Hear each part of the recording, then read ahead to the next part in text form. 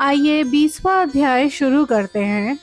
मार्कंडेय जी बोल रहे हैं, संध्या को तपस्या हेतु वहां चंद्रभाग पर्वत पर गया देखकर ब्रह्मा ने नियतात्मा, संचितात्मा, सब कुछ जानने वाले, ज्ञानी, योगी, वेद वेदांग के पारंगत, अपने समीप सुखपूर्वक बैठे हुए अपने पुत्र वशिष्ठ से कहा, हे वशिष्ठ, जहाँ यह मनस्विनी संध्या तपस्या हेतु गई हुई है वह कामग्रस्त है, अतः उसे विधि पूर्वक दीक्षा प्रदान करो।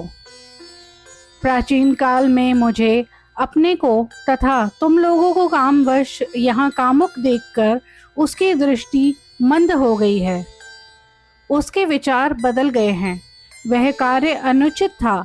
इस प्रकार अपने तथा हमारे पूर्व आचरण का विचार कर वह प्राणों का त्याग करने की इच्छा करती है। वह अपनी तपस्या से अमर्यादाओं में भी मर्यादा स्थापित करेगी। इस निश्चय से वह साध्वी संध्या इस समय तपस्या करने के लिए चंद्रभाग पर्वत पर गई हुई है। हे तात, वह तपस्या का कोई भाव नहीं जानती, अतः जिस प्रकार वह उसके लिए उपदेश प्राप्त करे ऐसा ही तुम उपाय करो। तुम अपने इस रूप को छोड़कर दूसरा रूप धारण करके उसके समीप जाकर उसे तपश्चर्या का निर्देश करो। तुम्हारे इस रूप को देखकर पहले की भांति ही वह लज्जा को प्राप्त कर तुम्हारे सामने कुछ भी नहीं कहेगी। इसीलिए तुम अपने इस रूप को छोड़कर दूसरा रूप धारण कर महाभाग संध्या को उपदेश देने जाओ। ऐसा ही करूंगा कहकर वशिष्ठ मुनि भी जटाधारी तरुण ब्रह्मचारी का वेश धारण कर संध्या के समीप चंद्रभाग पर्वत पर गए। वहां उन वशिष्ठ मुनि ने गुणों से मानसरोवर के समान परिपूर्ण देवसर तथा उसके किनारों स्थित संध्या को देखा। तीर पर स्थित संध्या सहित कमलों से उज्जवल हुआ वह सरोवर प्रदोष काल में तारों के सहित उगते हुए चंद्रमा से सुशोभित आकाश की भांति शोभायमान हो रहा था। मुनि ने उसको वहां देखा। उत्सुकतावश वार्तालाप कर उस बृहत लोहित नामक सरोवर को देखने की अभिलाषा की। उनके द्वारा चंद्रभागा नदी को उस सरोवर से महान पर्वत की चोटियों को भेद कर दक्षिण सागर को जाती हुई देखा गया। वह नदी चंद्रभाग पर्वत की पश्चिमी चोटी को भेद कर उसी प्रकार सागर की ओर जा रही थी जैसे गंगा हिमालय से सागर की ओर जाती है। ऋषिगण पूछ रहे हैं, चंद्रभागा नदी कैसे उत्पन्न हुई? वह बृहत लोहित नामक सरोवर किस प्रकार का है? तो इस पर मार्कंडेय जी बोल रहे हैं कि आप लोग चंद्रभागा नदी की उत्पत्ति, चंद्रभाग पर्वत के महात्म्य और नामकरण के विषय में सुनिए। हिमालय पर्वत से लगा हुआ 100 योजन चौड़ा एवं 300 योजन लंबा यह पर्वत कुंद और चंद्रमा के समान उज्जवल है। प्राचीन काल में पितामह ब्रह्मा ने संसार के कल्याण के लिए उस पर्वत पर सुधा निधि चंद्रमा को शुद्ध किया एवं वहां देवान तथा पितरों के हितार्थ तिथि के अनुसार वृद्धि एवं क्षय की व्यवस्था के अनुरूप उनका विभाग कर दिया। उस जीमुत पर्वत पर प्राचीन काल में चंद्रमा बांटे गए थे, इसलिए देवताओं ने उस पर्वत का चंद्रभाग नामकरण करा। इस पर ऋषिगण बोल रहे हैं, कमलासन ब्रह्मा ने क्षीर सागर से उत्पन्न अमृत तथा चंद्रमा को यज्ञभाग हेतु बैठे हुए देवताओं के लिए अन्न हव्य क्यों बनाया? कव्य के इच्छुक पितरों के लिए उसे क्यों कव्य के रूप में निर्धारित किया गया? मार्कंडेय जी बोल रहे हैं, दक्ष प्रजापति ने प्राचीन काल में अश्विनी आदि नक्षत्र नामा अपनी 27 सुंदरी कन्याएं चंद्रमा को प्रदान की थी। तब चंद्रमा ने उन सब से विधि पूर्वक विवाह कर तथा दक्ष प्रजापति की अनुमति से उन्हें अपने निवास स्थान पर ले गए। इसके बाद चंद्रमा उन सभी के साथ प्रेम पूर्वक किंतु रथोत्सव कलाओं से रोहिणी के साथ निवास करते थे। वह केवल रोहिणी के साथ रहते थे तथा उसी के साथ आनंद करते थे। चंद्रमा को उस रोहिणी के प्रति आसक्त देखकर उन सभी कन्याओं ने बहुत उपायों द्वारा चंद्रमा की सेवा करी। लगातार सेवा करने पर भी जब चंद्रमा ने उनके प्रति उचित भाव नहीं किया तो सभी क्रोधित हो गए। इसके बाद उत्तर फाल्गुनी, भरणी, कृतिका, आर्द्रा, मघा, विशाखा, उत्तर भद्रप्रदा, ज्येष्ठा तथा उत्तराषाढ़ा नाम कि ये 9 पत्नियां बहुत अधिक कुपित हो गई तथा एक साथ चंद्रमा के समीप जाकर बोली। तब चंद्रमा को घेरकर उन्होंने रोहिणी को देखा। वह उनकी बाई गोद में बैठकर अपने मंडल में रमण की जा रही थी। सब उस सुंदर रोहिणी को उस अवस्था में देखकर जैसे आहुति पाकर अग्नि जल उठता है, वैसे ही वह क्रोध से जल उठी। तब मघा एवं 3 पूर्वाओं को छोड़कर उत्तर फाल्गुनी, उत्तराषाढ़ा, उत्तरा भाद्रप्रदा तथा भरणी, कृतिका ने चंद्रमा की गोद में बैठी हुई रोहिणी को बलपूर्वक पकड़ लिया। हे मूर्खे, तुम्हारे जीवित रहते किसी भी समय सुरति हेतु उत्सुक चंद्रमा भावपूर्वक हम लोगों के पास नहीं आएंगे, अतः बहुतों के कल्याण हेतु हम इसी दुर्बुद्धि को मार डालेंगे। तुम्हारे जैसी बहुतों की प्रजनन क्षमता नष्ट करने वाली पापिनी झूठी को मारकर कुछ भी पाप नहीं लगेगा। प्राचीन काल में ब्रह्मा जी ने अपने पुत्र से नीति शास्त्र का उपदेश करते हुए जो कहा था उसे हम लोगों ने सुन रखा है। एक दुष्ट कर्म करने वाले की मृत्यु से यदि बहुतों का कल्याण होता है तो उसका वध पुण्यदायक है। सोना चुराने वाला, मदिरा पीने वाला, ब्रह्म हत्यारा, गुरु पत्नीगामी, अपने को जो मारे, ऐसों का वध पुण्यदायक होता है। उनके इस प्रकार के अभिप्राय को जानकर तथा उनके कर्म को देख एवं अति मनोरम रोहिणी नामक प्रिय पत्नी को भयभीत देखकर चंद्रमा ने उनके साथ संभोग संबंधी अपने अपराध का विचार कर भयभीत हुई रोहिणी को उनके हाथों से छुड़ा लिया।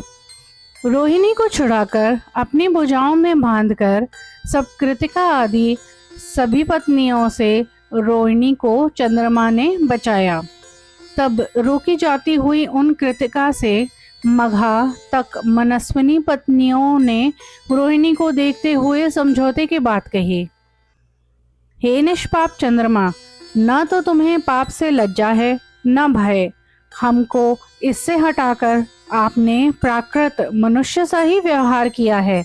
हमको तो आपने छोड़ दिया, किंतु अब आप इस चरित्र व्रत धारिणी भक्तिमान एकमात्र रोहिणी का मूढ़ पुरुषों की भांति क्यों सेवन कर रहे हो? क्या आपको वेद का मूल पहले का सुना हुआ यह धर्म ज्ञात नहीं है कि सत्पुरुष धर्म विहीन किए गए कर्म की निंदा करते हैं? आप यथोचित रूप से धर्मशास्त्रानुरूप आचरण करती हुई हम विवाहित पत्नियों का मुख क्यों नहीं देखते हो? हमने जो दक्ष प्रजापति के धर्म संबंधी शास्त्रार्थ में पिता ब्रह्मा द्वारा प्राचीन काल में नारद के प्रति कहा हुआ सुना है, वह आप सुनो। जो पुरुष बहुत सी पत्नियों का स्वामी होकर भी किसी एक स्त्री का विशेष प्रेम पूर्वक उपभोग करता है, वह पाप का भागी और स्त्रीण होता है तथा उसको सनातन अशौच होता है। स्वामी के असंयोजन के कारण स्त्रियों को जो दुख होता है उसके समान अन्य कोई दुख नहीं होता। जो नीच पुरुष ऋतुमती स्त्री का चौथे दिन शुद्ध होने पर भी उपभोग नहीं करता, वह भ्रूण घाती कहा जाता है। जब तक स्त्री आत्रेया ऋतुमती हो तब तक विशेष सावधानी रखनी चाहिए। उसके संगम से इच्छित होने पर भी आचरण नहीं करना चाहिए। शास्त्र में बहुत पत्नी वालों की पत्नियों के लिए ऋतुकाल जैसा मैथुन नाशक कोई कर्म भी नहीं है, ऐसा बताया गया है। विधि पूर्वक पाणी ग्रहिता भार्याओं को निरंतर संतुष्ट करना चाहिए। उनके संतुष्ट होने से कल्याण होता है, अन्यथा अकल्याण ही होता है। जिस कुल में पत्नी से पति तथा पति से पत्नी संतुष्ट रहती है, निश्चय ही वहाँ नित्य कल्याण ही होता है। जिस सौभाग्यवती द्वारा सौतों के सेवन से पति का विरोध किया जाता है, वह अगले जन्म में वैश्या होती है। इस लोक में भी आलोचना तथा अधर्म को प्राप्त करती हैं। न उसके पिता का कुल आनंदित होता है, न पति का। सपत्नी के द्वारा पति के विरुद्ध हो जाने पर जो अत्यधिक दुख होता है, वह उन दोनों के लिए अकल्याणकारी होता है। मार्कंडेय जी बोल रहे हैं आगे कि रोहिणी का मलिन मुख देखकर अत्यंत निष्ठुर चंद्रमा इसी प्रकार कहती हुई उन स्त्रियों पर अत्यधिक कुपित हो गया। तब उनकी उग्रता को देखकर भय, शोक एवं लज्जा से व्याकुल होकर रोहिणी कुछ भी नहीं बोली। तब चंद्रमा ने भी क्रुद्ध हो उन स्त्रियों को शाप दिया, जिन कृतिकादि के द्वारा आप तीनों ने मेरे सम्मुख उग्र एवं तीखे वचन गए हैं, वे इस लोक में तथा स्वर्ग में भी उग्र और तीक्ष्ण संज्ञा को प्राप्त करेंगे। इसी विधान से ये कृतिकादि 9 नक्षत्र यात्रा से अनुदिन उपयोगी नहीं होंगे। तुम लोगों को देखते हुए पृथ्वी पर जो भी मनुष्य या देवता यात्रा करेंगे, उसी उपर्युक्त दोष से उनकी यात्रा अभिष्टदायी नहीं होगी। तब उनके अत्यंत दारुण शाप को सुनकर तथा चंद्रमा के अत्यंत निष्ठुर हृदय को जानकर वह सभी क्रोध से भरकर अपने पिता दक्ष के भवन में चली गई। अश्विनी आदि ने दुख से विचलित वाणी से पिता दक्ष से यह वचन कहे, चंद्रमा हमारे साथ नहीं रहते, वह सदा रोहिणी का ही उपभोग करते हैं। हमारे द्वारा सेवा किए जाने पर भी यह हमारा साथ नहीं देते, मानो हम उनके लिए दूसरे की स्त्रियां हों। न खड़े रहने में, न विश्राम में, न सुनने में रोहिणी के बिना इन्हें किसी प्रकार की शांति प्राप्त नहीं होती। रोहिणी के समीप रहने पर आपकी लड़कियों को आती हुई देखकर वह अपने नेत्र दूसरी ओर घुमाकर उन्हें नहीं देखते। स्वामी संबंधी उनका अन्य सद्भाव भले ही न हो, किंतु वे हमारा मुख मात्र भी नहीं देखते। इस संबंध में हमें जो करना उचित हो वह बताइए। इस संबंध में हम लोगों द्वारा जब चंद्रमा से अनुरोध किया गया, तब वैसा करने के कारण उन्होंने हमें तीव्र शाप दिया। चंद्रमा ने कहा कि तुम लोग संसार में दारुण और तीक्ष्ण नाम को प्राप्त हो तथा यात्रा के अनुपयुक्त हो जाओ। मार्कंडेय जी कह रहे हैं कि तब पुत्रियों की बात सुनकर दक्ष प्रजापति उनके साथ वहां गए जहां चंद्रमा रोहिणी के साथ स्थित थे। चंद्रमा दूर से ही दक्ष को आता हुआ देखकर अपने आसन से उठकर उन महामुनि के पास पहुंचे एवं उनकी वंदना की। तब दक्ष प्रजापति ने आसन ग्रहण करने के बाद वंदना करते हुए चंद्रमा को समझाते हुए कहा, तुम अपनी पत्नियों के प्रति विषमता छोड़कर समानता का व्यवहार करो, क्योंकि ब्रह्मता ने विषमता में बहुत से दोष बताए हैं। पत्नियां रति संबंधों से पुत्र रूपी फल देने वाली होती हैं, उनसे काम संबंधी अनुबंध होता है। यह काम संबंधी अनुबंध संसर्ग से तथा संसर्ग संगम से होता है। संगम परस्पर ध्यान पूर्वक देखने से होता है। इसलिए तुम अपनी पत्नियों में दृष्टि आदि द्वारा ध्यान केंद्रित करो। यदि इस प्रकार मेरे धर्मयुक्त वचनों का पालन नहीं करोगे, तो तुम लोक में वाणी से दुष्ट और पापवान होगे। महात्मा दक्ष की इस प्रकार की बातें सुनकर दक्ष के डर से चंद्रमा ने भी ऐसा ही होगा ये कहा। इसके बाद मुनिवर दक्ष प्रजापति अपनी कन्याओं तथा दामाद चंद्रमा के प्रति विचार विमर्श के बाद कृतकृत्य हो अपने स्थान को चले गए। दक्ष प्रजापति के चले जाने पर चंद्रमा पूर्ववत रोहिणी के पास जाकर उसके प्रति प्रेम का तथा अन्यों के प्रति उपेक्षा का भाव रखने लगा। वहां ही रोहिणी को पाकर वह किन्हीं की ओर नहीं देखता था, वो रोहिणी के यहाँ ही रहता था। इसलिए वह सब पुनः क्रुद्ध होकर दुखी मन से पिता के यहाँ जाकर उनसे अपना दुर्भाग्य कही कि चंद्रमा हमारे साथ नहीं रहते, वह सदैव रोहिणी का ही उपभोग करते हैं। वे आपके भी वाक्यों को नहीं मानते, अतः आप मेरे आश्रयदाता होइए। उसी समय मुनिवर दक्ष प्रजापति व्यग्रता एवं क्रोध से युक्त हो उठ खड़े हुए तथा अपने कर्तव्य का ध्यान करते हुए चंद्रमा के समीप गए। तब प्रजापति दक्ष ने चंद्रमा के समीप जाकर यह वचन कहा, तुम विषमता छोड़कर पत्नियों के साथ समता का व्यवहार करो। यदि मूर्खतावश तुम मेरे इस वचन का पालन नहीं करोगे, तब धर्मशास्त्र के अतिक्रमण करता तुझे मैं शाप दूंगा। तब चंद्रमा ने दक्ष के भय से बहुत डर कर उनके सामने वैसा करना पुनः स्वीकार कर लिया। चंद्रमा द्वारा अपनी पत्नियों के साथ समान व्यवहार करने की बात पुनः स्वीकार किए जाने पर उनसे सम्मति ले दक्ष पुनः अपने स्थान को लौट गए।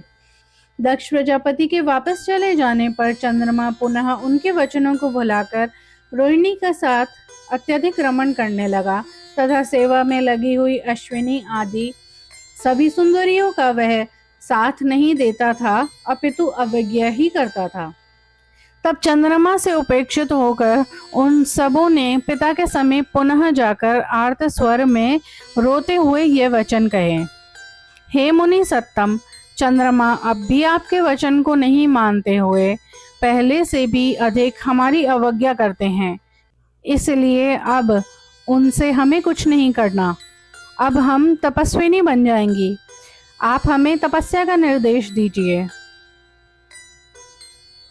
हम तपस्या से अपनी आत्मा का शोधन कर अपना जीवन छोड़ देंगी। हम भाग्यहीनों के जीवन से क्या लाभ है। ऐसा उपर्युक्त वचन कहकर वे सभी कृतकादि दक्ष की कन्याएं अपने अपने गालों को हाथ से पकड़कर रोती हुई धरती पर बैठ गई। उनको इस प्रकार दुख से व्याकुल इंद्रिय तथा अत्यंत दीन मुख वाली देखकर दक्ष क्रोधवश अग्नि की भांति जल उठे। तब कोपाविष्ट सुंदर महात्मा दक्ष की नासिका के अग्रभाग से अत्यंत भयानक यक्ष्मा नामक रोग निकला। वह दांतों के कारण भयंकर मुंह वाला, कोयले के समान काला, अत्यधिक लंबा, कम बालों वाला, धमनियों से युक्त दुर्बल, नीचे मुंह किए, हाथ में दंड लिए हुए, श्वास को निरंतर विश्राम देता हुआ, नीचे नेत्र किए हुए, स्त्रियों के संभोग हेतु लालायत दिखाई दे रहा था। उसने दक्ष से कहा, हे मुनि, मैं कहाँ निवास करूं अथवा मैं क्या करूं, आप मुझे बताइए, क्योंकि आप महान बुद्धिशाली हैं। दक्ष ने उससे कहा, तुम शीघ्र चंद्रमा के समीप जाओ। तुम अपनी इच्छा अनुसार चंद्रमा में निवास करो तथा नित्य चंद्रमा का भक्षण करने वाले हो जाओ। मार्कंडेय जी आगे बता रहे हैं, वह यक्ष्मा नामक रोग तब उन महामुनि दक्ष के वचनों को सुनकर धीरे धीरे सोम के पास पहुंच गया। तब वह महान रोग जैसे सांप वाल्मीकि में घुसता है, वैसे ही चंद्रमा के पास पहुंचकर तथा उसमें छिद्र अर्थात दोष पाकर उसके हृदय में प्रवेश कर गया। उस भयानक राज यक्ष्मा के हृदय में प्रविष्ट हो जाने पर चंद्रमा मूर्छित हो गया तथा उसमें असह्य तंद्रा को प्राप्त करा। उत्पन्न होते ही उस रोग ने सर्वप्रथम द्विजराज चंद्रमा में प्रवेश कर लिया, इसलिए लोक में उसकी राज यक्ष्मा नाम से प्रसिद्धि हुई। जिस प्रकार गर्मी में छोटी नदी क्षय को प्राप्त होती है, उस प्रकार रोहिणीपति चंद्रमा भी उस यक्ष्मा रोग से ग्रस्त हो दिनों दिन क्षय को प्राप्त होने लगे। इसके बाद चंद्रमा के क्षय होने पर सभी औषधियां नष्ट हो गई। औषधियों के नष्ट हो जाने से यज्ञ नहीं हो सकते थे। यज्ञ के अभाव से देवताओं का अन्न हविष्य पूर्णतः नष्ट हो गया, जिससे मेघ नष्ट हुए और उससे वर्षा नहीं हुई। वृष्टि के अभाव में प्राणियों का भोजन नष्ट हो गया, तथा समस्त लोग अकाल की विपत्ति में पड़ गए। दुर्भिक्ष की विपत्तिवश प्राणियों के दान धर्म आदि कुछ भी नहीं होते थे। तब सारी प्रजा सत्व से हीन हो लोभग्रस्त चित्त वाली हो गई थी। वे कुकर्मत हो पाप मात्र ही करने लगे। तब इन भावों को देखकर इंद्र सहित दसों दिक्पाल, अन्य देवगण, सागर और सभी ग्रह अत्यधिक क्षुब्ध हो उठे। संपूर्ण जगत को दस्युओं से पीड़ित देखकर इंद्र को आगे कर सभी देवता ब्रह्मा के समीप गए। देवगण देवाधिदेव लोकपति सृष्टा ब्रह्मा के निकट पहुंचकर उन्हें यथा योग्य प्रणाम कर बैठ गए। अपने राज्य का शत्रुओं द्वारा हरण कर लिए जाने से पराजित हुए की भांति मलिन मुख उन सब देवों को देखकर लोक पितामह ब्रह्मा ने बृहस्पति, इंद्र और अग्निदेव को सम्मुख लक्ष्य को संबोधित कर पूछा। ब्रह्मा बोले, हे देवगण, तुम सबका स्वागत है। तुम सब किस हेतु पधारे हो? मैं तुम्हें दुख से पीड़ित और मलिन देख रहा हूँ। तुम सब बिना किसी बाधा और भय के सर्वत्र इच्छा अनुसार गमन करने वाले हो। तुम्हें अपने अपने क्षेत्र में नियोजित करने के बाद भी मैं आज क्यों दुखी देख रहा हूँ? जो भी तुम्हारे दुख का बीज उत्पन्न हुआ है या जो भी बाधा पहुंचा रहा हो, वह सब विस्तार से बताओ तथा उसका समाधान भी सुनो। तब इंद्र, बृहस्पति और अग्नि ने लोक पितामह ब्रह्मा को दुखी होने का कारण बताया। हे जगतकर्ता, जिस हेतु हम सब आपके यहाँ आए हैं या हमारे दुख का जो बीज है जिससे हम मलिन शोभा वाले हो रहे हैं, वह सब सुनिए। अब संसार में कहीं यज्ञ नहीं होते, निर्भय रहने वाली प्रजा भी आधारहीन हो क्षय को प्राप्त हो गई है। पृथ्वी पर कहीं न तो दान धर्म आदि होता है, न तपस्या ही होती है। बादल वर्षा नहीं करते, जिससे पृथ्वी जलहीन हो गई है। सभी औषधियां एवं वनस्पतियों के नष्ट हो जाने पर संसार व्याकुल और दस्यु पीड़ित हो गया है। अब विप्रगण वेदवाद भी नहीं करते। अन्न के अभाव से बहुत सी प्रजा मर गई है तथा यज्ञ भाग न प्राप्त होने पर हम लोग भी क्षीण, दुर्बल, शोभा रहित हो शांति नहीं प्राप्त कर पा रहे हैं। दुराचरण से चंद्रमा सदैव रोहिणी के भवन में निवास कर रहा है। वह वृष राशि में उच्च का होते हुए भी क्षीण एवं चांदनी से रहित हो गया है। जब देवताओं द्वारा खोजा जाता है तो कभी भी चंद्रमा सामने देवताओं के समाज में नहीं आता। वह रोहिणी को छोड़कर कभी भी कहीं भी नहीं जाता। जब दूसरा कोई नहीं होता तभी चंद्रमा बाहर निकलता है।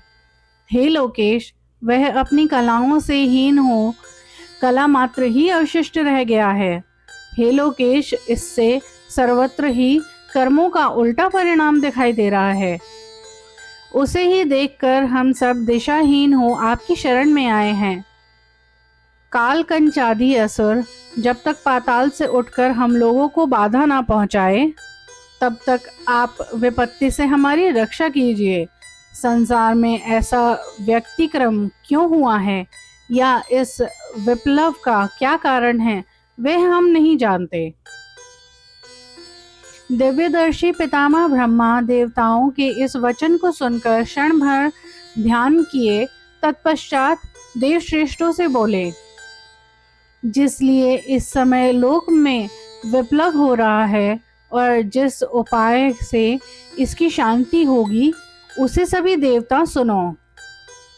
सोम मतलब चंद्रमा ने दक्ष प्रजापति की अश्विनी आदि 27 कन्याओं से वरवधु संबंध से पत्नी रूप में परिणय किया।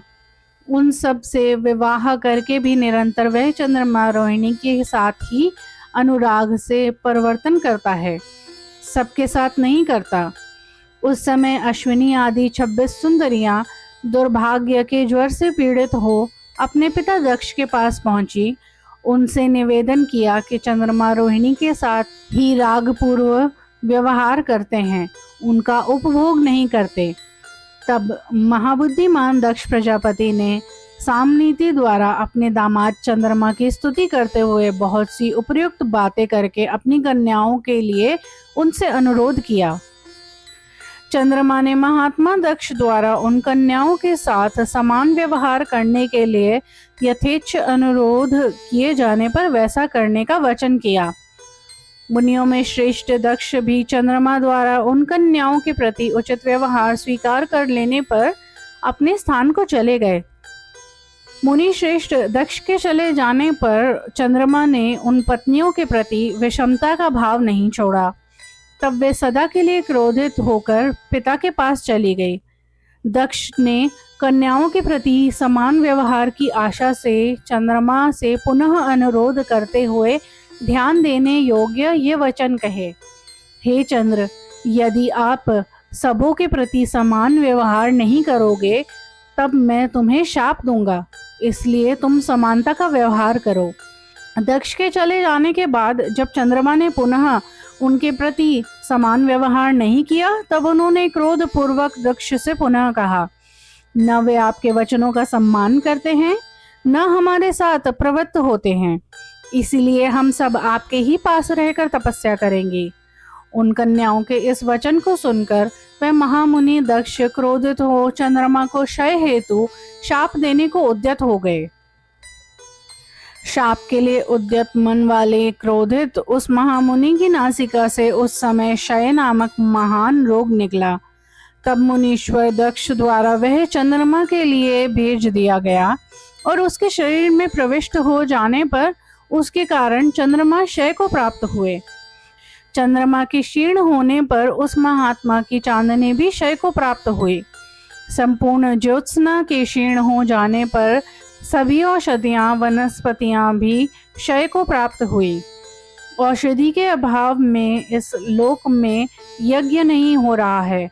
यज्ञ के अभाव से अनावृष्टि हो गई है, जिससे सारी प्रजा का नाश हो गया है। यज्ञ भाग के उपभोग की हीनता से आप लोगों में दुर्बलता तथा इंद्रिय विकार उत्पन्न हो गया है। जिस प्रकार लोक में उलटफेर हुआ था वह सब मैंने आप लोगों को कहा। हे देव श्रेष्ठों, जिस उपाय से उसकी शांति होगी उसे सुनो।